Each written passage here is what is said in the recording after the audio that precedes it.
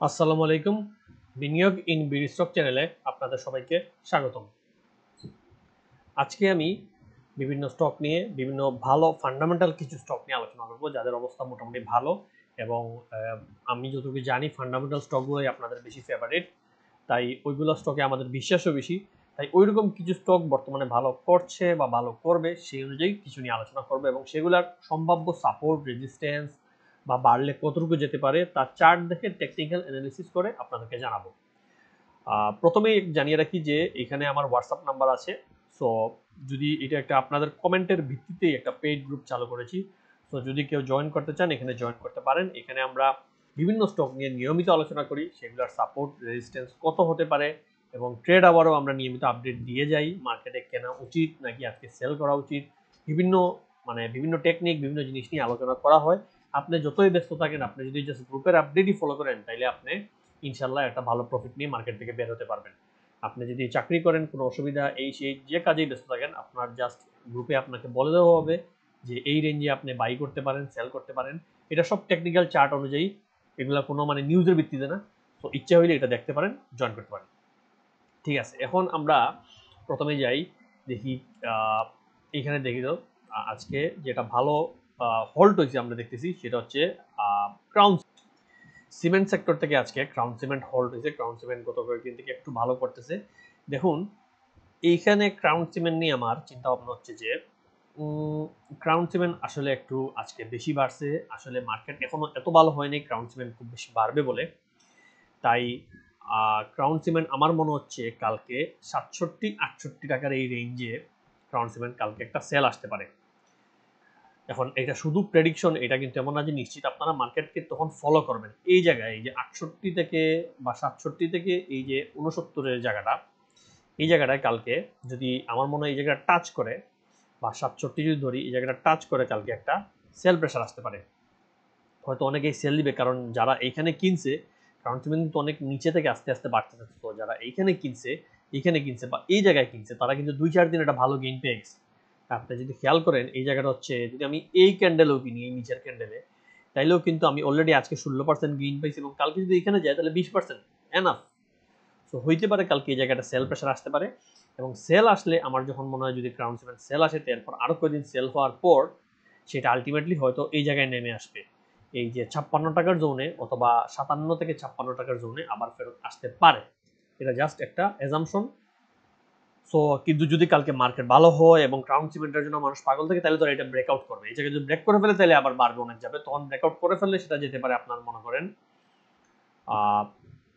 তখন এই জোনে চলে আসবে, 85 টাকার জোনে ইজিলি ক্রাউন সিমেন্ট চলে আসবে। তবে এটা মনে রাখবেন, এই জিনিসটা ব্রেকআউট করতে হবে, তখন এই 85 থেকে আপনার 87 টাকার জোনে ক্রাউন সিমেন্ট চলে আসবে। কিন্তু কালকে দেখতে হবে এই জায়গাটা হল্ট হয়ে গিয়ে এটা ব্রেকআউট করে নাকি। আর যদি বললাম যেটা ব্রেকআউট না করে, তাহলে নিচে আমার ধারণা নেমে আসবে এই জোনে, আবার 57 টাকার জোনে নেমে আসবে। এখন দেখার মতো হচ্ছে ইউসিবি। দেখি ইউসিবি আজকে হল্ট হয়েছে।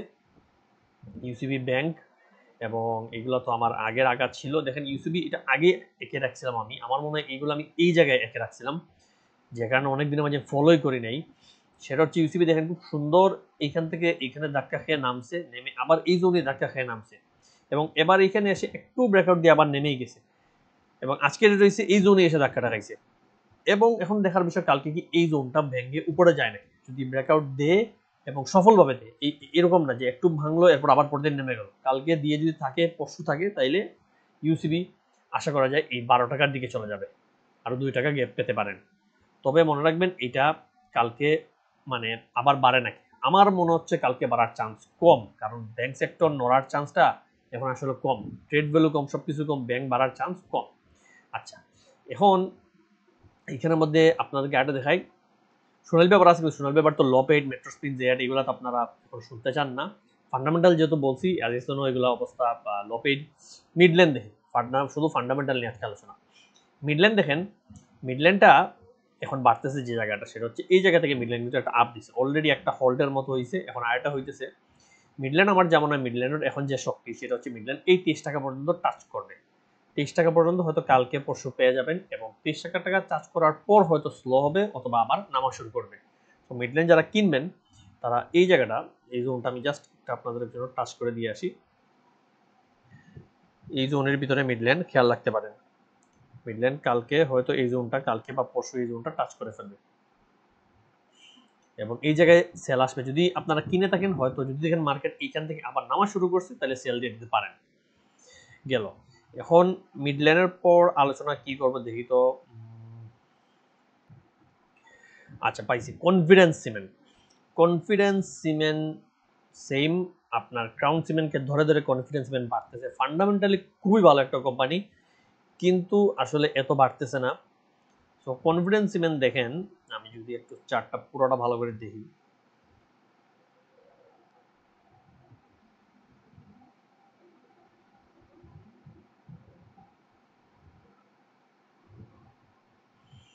ঠিক আছে।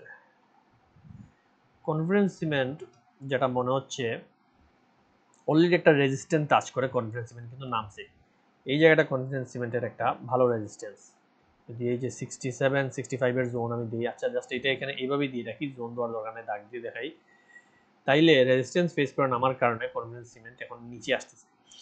সো এই রেজিস্ট্যান্স আমার মনে হচ্ছে এখনো এই রেজিস্ট্যান্সটা আসলে এবারও ভাঙ্গাটা টাফ হবে।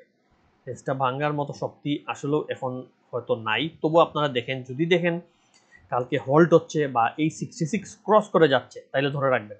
আর যদি দেখেন এই 66 এই জায়গায় এসে ধাক্কা খেয়ে আবার নামা শুরু করছে, তাইলে আমার মনে হয় সেল দেওয়াটা ভালো হবে।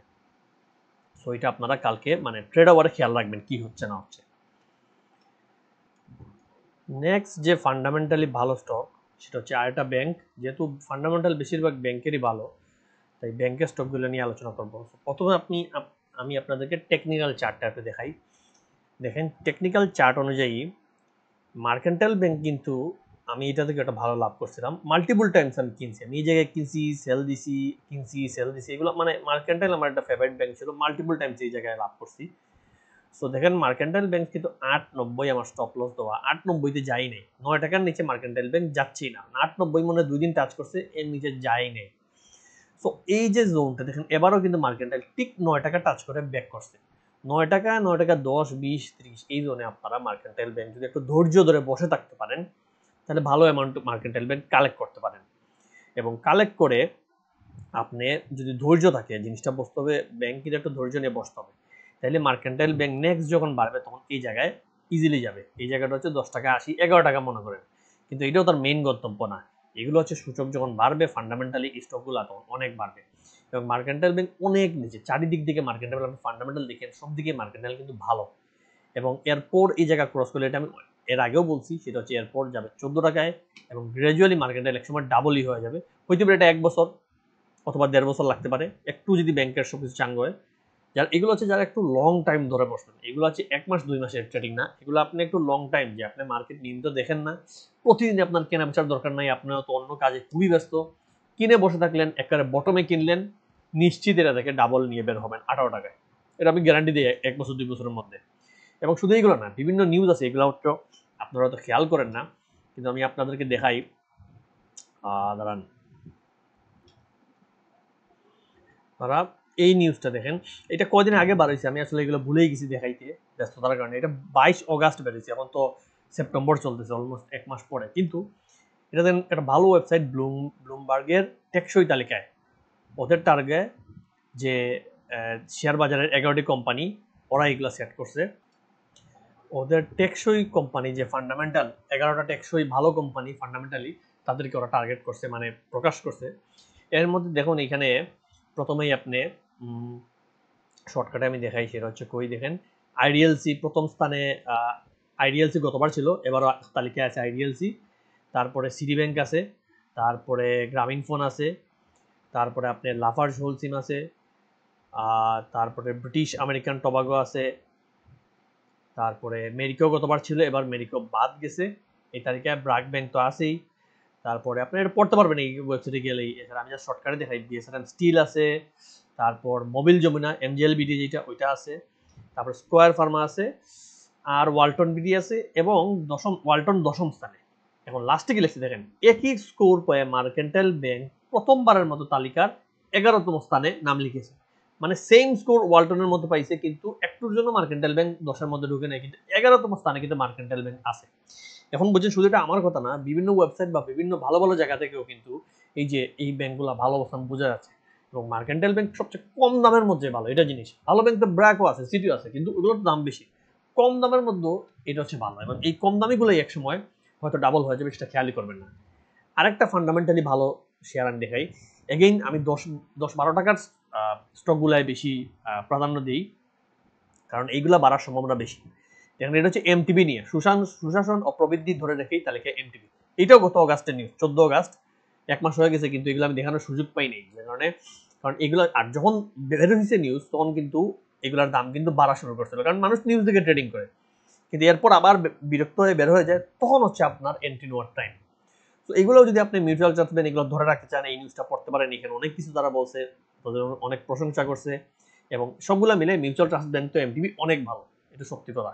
এখন আছে 12.50 টাকার দিকে, এই রেঞ্জে থাকার আসলে কথাই না। সেগুলা নিজেরাই একটু খেয়াল করে যখন ইচ্ছা কিনতে পারেন। এখন শেষ জাস্ট একটু ইন্ডেক্স নিয়ে আলোচনা করি, কারণ আজকে আসলে ইন্ডেক্স নিয়ে আলোচনা করতে ভুলেই গেছি। সো ইন্ডেক্স তো জানেনই আজকে 34 পয়েন্ট বাড়ছে, এবং মানে ট্রেড ভ্যালু দেখেন আস্তে আস্তে কত কমে আসছে। আমি বারে বারে বলি, জাস্ট পয়েন্ট দেখবেন না, সূচক দেখবেন না, ভলিউমটা দেখেন অনেক কমে আসছে। এর মানে স্মার্ট মানি আসলে টাকা পকেটে রেখে দিয়ে বসে আছে। ওরা চাচ্ছে আমরা বিরক্ত হই, হয় আমরা যখন স্টকগুলা কম দামে সেল দিব, লসে সেল দিয়ে বিরক্ত হয়ে মার্কেট থেকে আমরা বের হয়ে যাব, তখনই ওরা ওই কম দামে স্টকগুলো কিনে এরপর আকাশে নিয়ে যাবে, এরপর ডাইরেক্ট আকাশে। তো এই জায়গায় আপনি যখন সেল দিবেন, খুব বুঝে শুনে সেল দিবেন। আমি জানি আপনারা খুবই ধৈর্য মানে ধরতে চান না, এটা আমি তো নিজে গ্রুপ খুলছি, আমি নিজেই দেখি গ্রুপের বেশিরভাগ মানুষই আসলে ধৈর্য রাখতেই পারতেছেন না। মানে বেশিরভাগ মানুষের হচ্ছে আজকে প্রতিদিন ট্রেড করা লাগবেই, অথচ আমরা লিটারালি মার্কেট ছেড়েই বসে আছি, কোনো টেনশন নাই, বসে থাকি, আমি আমার অন্য কাজ করতেছি। আপনার যে যে কাজ আছে ওইটা ব্যস্ত, ওইটা করেন। মার্কেটে প্রতিদিন যে আপনাদের ট্রেডিং করতেই হবে, প্রতিদিন লাভ করতেই হবে, এই মেন্টালিটিটা যদি অ্যাভয়েড করতে না পারেন, তাহলে আলটিমেটলি আপনি লং টার্মে মাইনাস খাবেনই, লং টার্মে লস খাবেনই। স্টক আপনাকে নিয়ে বসে থাকতে হবে, স্পেশালি এখন হচ্ছে একেবারে বটমে স্টক, এখন এগুলো নিয়ে বসে থাকলে গেলে এমনিই বাড়বে। যাই হোক, দেখেন মাত্র 674 কোটি, গত কয়েকদিন ছিল 700 কোটি, এখন কিন্তু নেমে গেছে।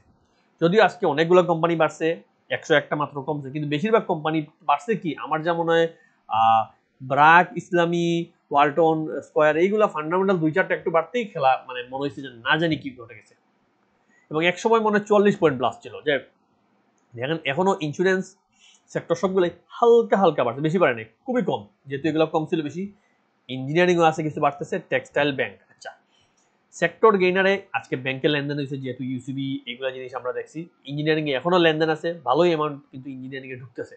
এটা কিন্তু আমি কন্টিনিউয়াসলি আজ থেকে 10-12 দিন 15 দিন থেকে আমি বলতেছি যে ইঞ্জিনিয়ারিং সেক্টরে টাকা কিন্তু ঢুকতেছে, এবং এক সময় হয়তো 1 মাস 2 মাস পর এই অথবা এই মার্কেটে যখন আপট্রেন্ড হবে, হয়তো ইঞ্জিনিয়ারিং সেক্টরে ভালো একটা গেইন দিবে। এর জন্য এই জিনিসগুলো একটু খেয়াল রাখবেন। আর ফার্মাসিউটিক্যাল সেক্টর তো নিয়মিত বাড়তেছে, এটা খেয়াল রাখবেন। ঠিক আছে, এখন চলেন দেখি তো আজকে ইন্ডেক্স আলোচনা। দেখেন ইন্ডেক্স, এই যে জোনটা আমি আঁকছিলাম আমার আগের ভিডিওতে আছে, এই জোনের ভিতরে ইন্ডেক্স আসলে কনফিউজড।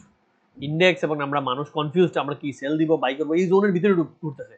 প্রথমে এসে নামে নিচে টাচ করছে, এবার আবার বেড়ে উপরে, আবার নিচে, আবার এইখানে দুদিন বাড়ছে। তবে আমার মনে হচ্ছে এই জোনটা হয়তো ধরে রাখতে পারবে না, যেহেতু এই জোনে কনফিউজড এবং ভলিউম কমে আসছে। আমার মনে হয় এই জোন থেকে আসলে বের হয়ে যাবে, হয়তো কালকে না হয় পরশু হয়তো আবার কিছুটা মাইনাস খাবে। এগেইন এটা প্যানিক দিচ্ছি না, এই জিনিস আপনারা বুঝেন। আপনারা সাধারণ বিনিয়োগকারী, আপনাদের টাকা সুরক্ষা রাখাটাই আমার কাজ। আমি আপনাদের শত্রু না, বিরুদ্ধেও না। আপনাদের বুঝতে হবে, আপনি জাস্ট নিজের চিন্তা দিয়ে চিন্তা করেন, নিজের বুদ্ধি দিয়ে চিন্তা করে দেখেন। যদি মনে হয় নামবে সেল দিবেন, আর নইলে ধরে রাখবেন। আর সেল লসে দেওয়ার দরকার নাই, যেটা বেশি লস ওইটা সেল দিয়ে লাভ নাই। যেটা হয়তো 1% 2% লসে আছে ওইটা সেল দিতে পারেন, বা যেটা লাভে আছে ওইটা সেল দেন। কিন্তু যেটা 20% লস ওইটা সেল দিয়ে আসলে আর কত মার্কেট যাবে যে আবার কিনে আবার কাভার করবেন, ওই সুযোগটা নাই। তো বেটার হয় যদি একান্ত স্টক না বুঝেন, ধরে রাখেন। সো দেখেন, যদি এই জোনটা আমি মনে করি ব্রেকআউট দিয়ে নিচে যায়, তাহলে আবার আরো নিচে যাবে, এবং তখন হয়তো এই যে 5300 জোন, একটানে 300 জোনে চলে আসবে। এখন তো 500তে আছে, 5500 থেকে 5300 দিকে আসতে পারে। যেহেতু ভলিউমটা দেখেন এখান থেকে সুন্দর কমে আবার বাড়ছে, এখানেও সেম জিনিস হয়তো আমরা দেখতে যাচ্ছি, কমে কমে অনেক কমে, এরপর আস্তে আস্তে এরকম কয়েকদিন গিয়ে হয়তো বাড়বে। তো এই জিনিসগুলো একটু খেয়াল রাখবেন। মার্কেটে প্যানিক হওয়ার দরকার নাই, টেনশন করার কোনো দরকার নাই। যেটা লসে বেশি লসে পড়ে গেছেন ধরে রাখেন, কি আর করবেন। এর আগেও তো অনেক লস, অনেক বছর ধরে রাখছেন, এখন আর 1 মাস 10 দিনে কি সমস্যা। তো এটা ধরে রাখেন, ইনশাল্লাহ এই মাসের লাস্টেই হয়তো মার্কেট আবার ওঠা শুরু করবে, অথবা নেক্সট মাসে হতে পারে, এই মাসটাই এরকম যাইতে পারে। সো এগুলো আসলে মেন্টালি টেনশন নিয়ে কোনো লাভই নেই। তো এতটুকুই আজকের আলোচনা। দোয়া করবেন, ভালো থাকবেন। আসসালামু আলাইকুম।